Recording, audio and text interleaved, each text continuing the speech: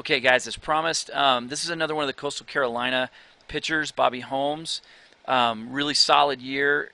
He had about a 65% ground ball rate, only gave up line drives 9% of the time, super low.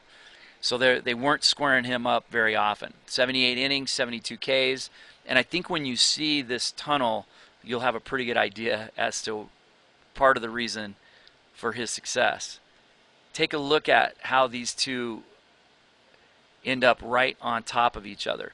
And where the ball is in space, I can't get this one on time because as you can see here, this is not quite the release point. So if I set it here, it'll be too early. And in the very next frame, it's already out of his hand. So it's skipping some frames.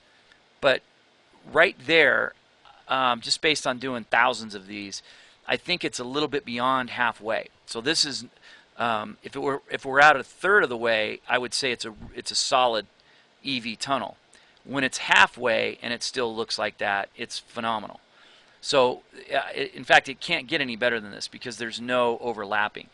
To throw a good tunnel, even if the balls were overlapped a little bit to where they were touching, but you could see a slight little difference, the hitter typically is not going to pick up on that. So that is a solid, virtually perfect tunnel. And then one pitch goes to the inside part of the plate, and the other pitch slows down and goes to the outside part of the plate.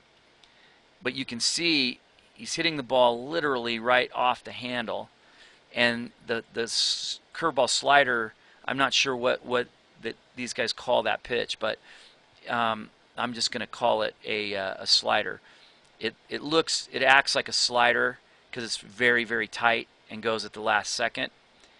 But it's off the end of the bat, which basically means that we are at this hitter's physical limitation, his reactionary limitation. Now, I'm not saying this hitter can't hit this. Of course he can. But he can hit either one of these pitches. But when he's in the frame of mind of see it and hit it, and if we've listened to any hitting coach in the last 50 years, what are they going to tell you? Get your foot down early. Let the ball travel. Let the ball get deep. Hit the ball the other way. Keep your hands inside the ball. Every one of those things is code for wait till this moment, recognize it, stay in a good hitting position, recognize it, and then react to it. But the problem is this one's beating him by a lot inside, and this one's beating him if he gets fooled, which he will a lot. I guarantee Bobby's swing and miss percentage in the strike zone is going to be high. I haven't seen that, but I know that that's going to be higher than the norm because if a tunnel like that is happening pretty often, there's no chance that that's not going to happen. Also, the chase rate on this fastball is up and middle, and up and in, I guarantee are going to be very high. At just like you're seeing right here. I think this ball is just a tiny bit out of the zone. It might be a strike, but it's right on the edge of the up and in corner. So it could be a ball, could be a strike. But what I'm referring to here is the fact that hitters, when they wait and they're in that reactionary mode, especially with two strikes, they cannot hit both of these two pitches at 100% on time. It just doesn't happen.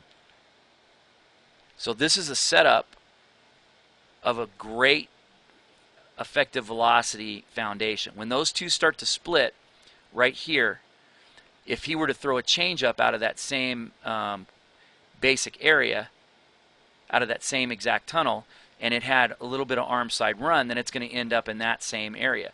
The fastball ends up here, the slider curveball ends up here, and they're all coming out of that same tunnel. Only this one is typically going to be inside and pulled foul because it's soft and in. But it's a great pitch to go along with that concept, that basic strike pitch setup. So this is a really good foundation waiting to happen. Now also, after getting the hitter used to that tunnel, throwing a loopier version of that slider or even a loopy curveball, or throwing a fastball that had a little bit of arm side run off the plate a little bit and have it run back, that's a great freeze pitch. So this has the makings of a fantastic effective velocity setup. Good work, fellas.